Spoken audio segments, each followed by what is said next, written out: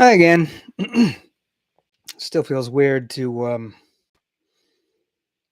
be getting on here with no real plan, nothing in particular on my mind.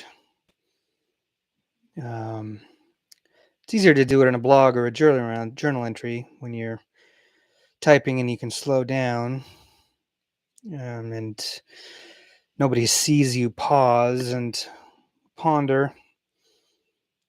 Uh,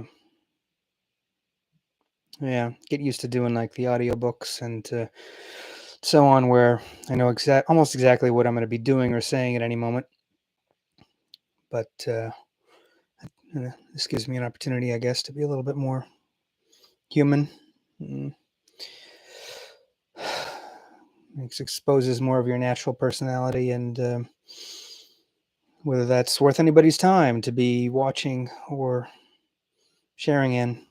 Um, yeah, I felt pretty good today.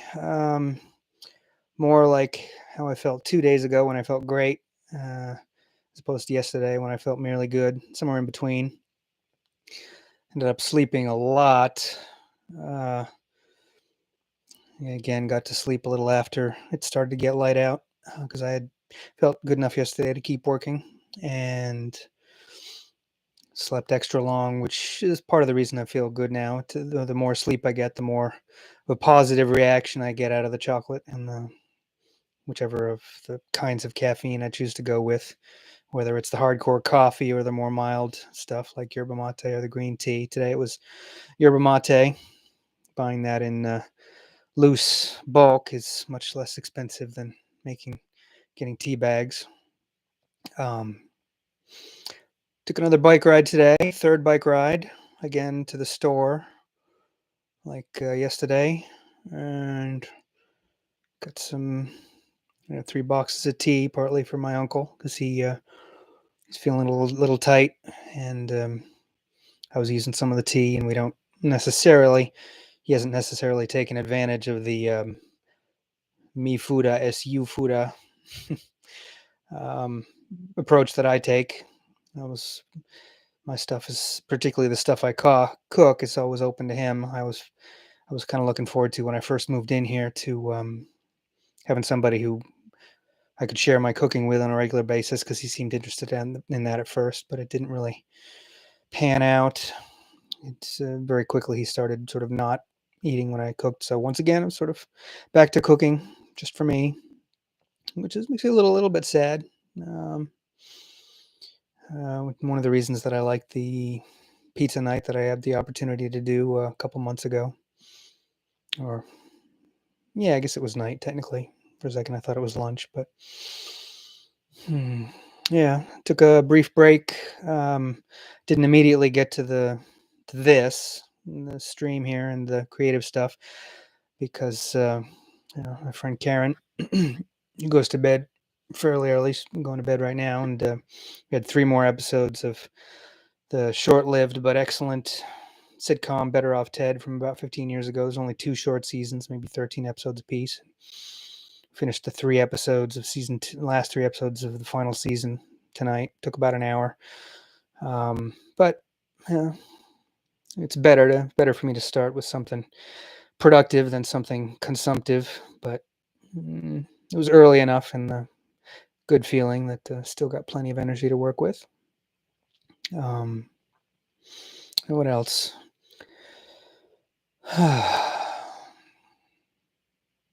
Interesting chapter in 1984 last night, where he goes out and wanders dangerously in the land of the proles, the proletariat, the poor people who are sort of beneath the concern of the party because they're so um, numbed by base instincts that they're really no threat, and their strength is never going to be activated.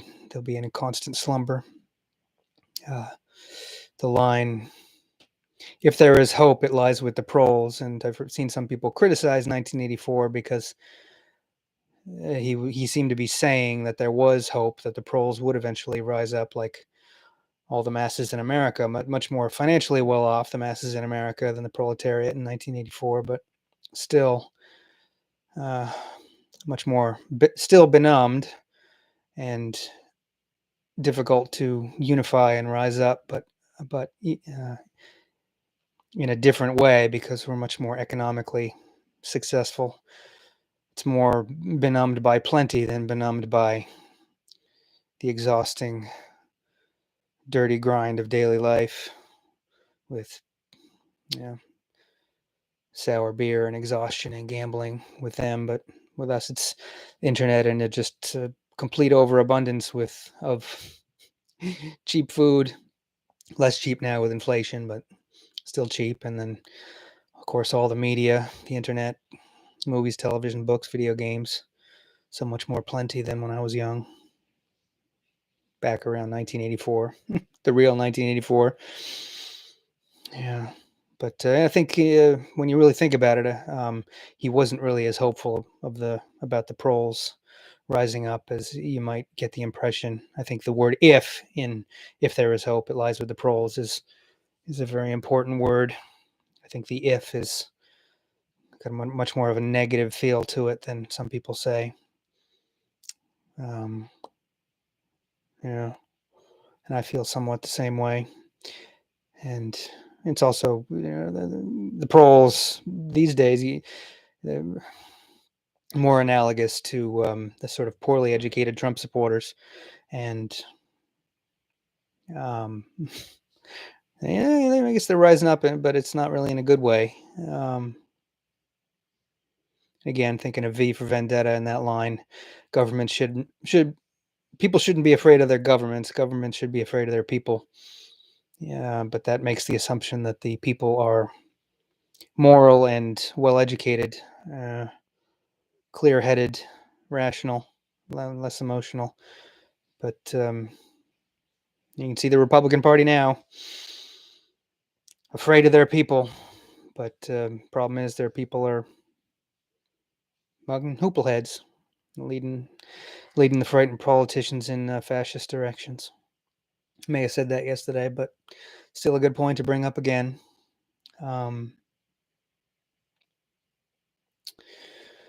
Yeah, what else?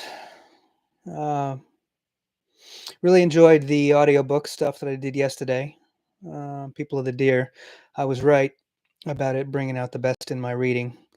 Much more inspiring reading on my part than Life of Pi was, or Sand County Almanac. I'd read Life of Pi a number of times, so I had practice, kind of like with People of the Deer, but People of the Deer is much more sort of fundamentally inspiring ideas. Partly, it's one of those books off Daniel Quinn's recommended reading list, the author of Ishmael, that book that changed my life. And twice yesterday, even though I wasn't feeling totally at my best, found myself reading chapters.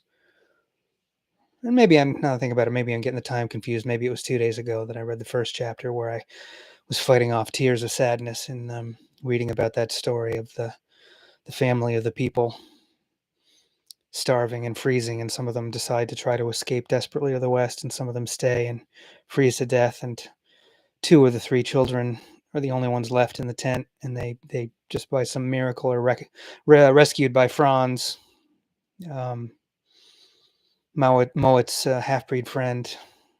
Half-breed's kind of derogatory, half German, half Cree Indian trader, sort of caught between worlds, and between the people and civilized white world.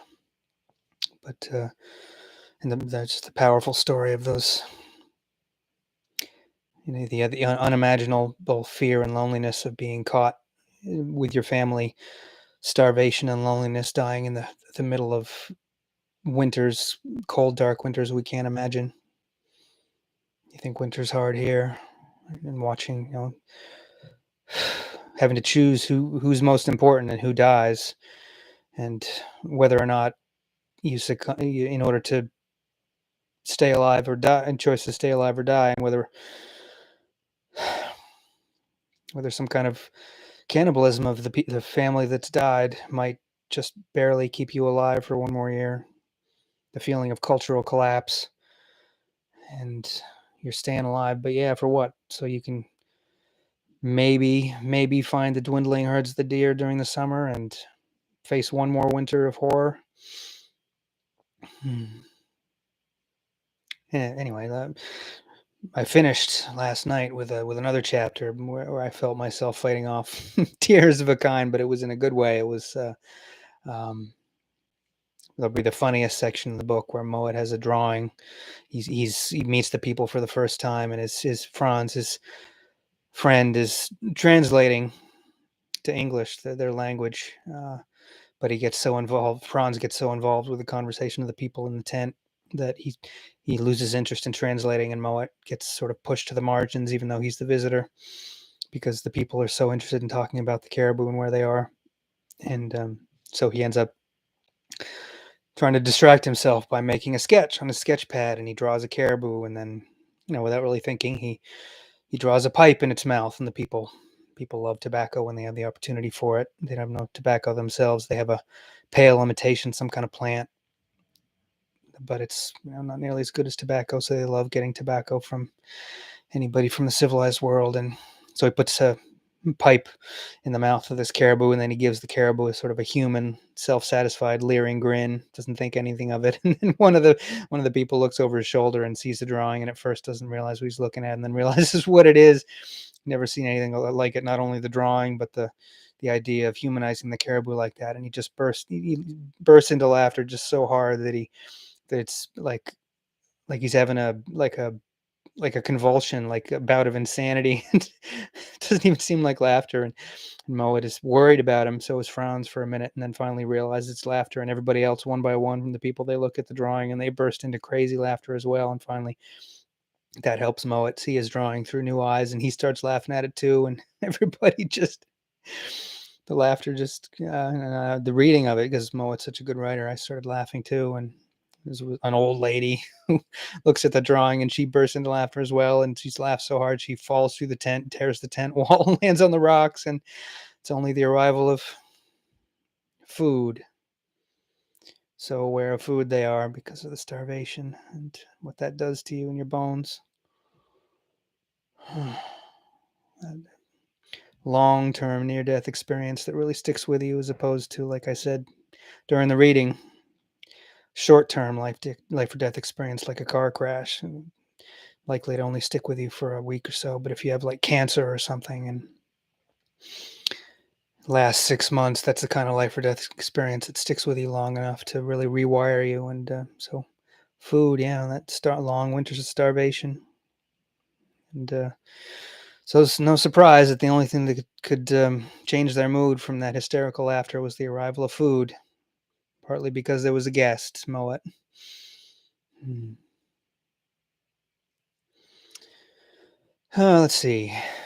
This is a live stream, and part of me wonders, like, if I sit here and I just sort of stare into the ceiling and think if there's anything else on my mind, is it going to be like people watching this, like, oh, why am I watching this? He's just staring at the ceiling, trying to think of something to say. But maybe it's human enough. Maybe it's interesting in a way. Maybe there's some empathy or connection that people might feel watching it. Who knows? Um, yeah, nothing else really. Got hopes to. If I'm really going to get back to the novel, I'm going to have to do it when I'm sharp and really do some rereading and do it on a regular basis so that I remember where I was at and don't screw it up when I try to tentatively get back into it when I don't really remember the characters or where the plot was. Um, but in the meantime, some short stories and blog posts. Did a blog post yesterday, but didn't do another short story. And yeah, next thing I'll do some more of the audiobook. Looking forward to it. Not even really to the best part of the book yet. Hmm. Yeah, can't think of too much else. The Celtics are in the middle of. I'm not watching it, but check the internet, and they're in the middle of looking like winning Game 7, getting themselves to the NBA Finals. Um, yeah, my uncle didn't feel like watching, but yeah, maybe some of the finals we'll watch. Had a good conversation with him after going to the store. Actually, ran into him at the store. He was buying some stuff, and I biked there. And actually brought a bag this time. When I went to the store a couple days ago, I got a bag of cornmeal, a bag of brown rice, but I didn't have an actual bag to carry it on my bike, and there's no basket, so I had to Took the bags of brown rice and bag of cornmeal in my sweatpants, carried them bulging down around my calves, and biked home with them. But today I brought a bag with handles so that I could carry it on my forearm. But my uncle was there, so I gave him the tea bags. Didn't need to bike those home. But I did stop at the Shaw's after that, and I got some bananas and a couple apples and shredded coconut and some horseradish because he was saying that I'd used up some of his horseradish. I didn't find any raw horseradish, but I found some creamy horseradish. It's tasty stuff. Yeah. Anyway, just rambling, but it's human. It's good morning pages with my voice. Anyway, have a good evening, people.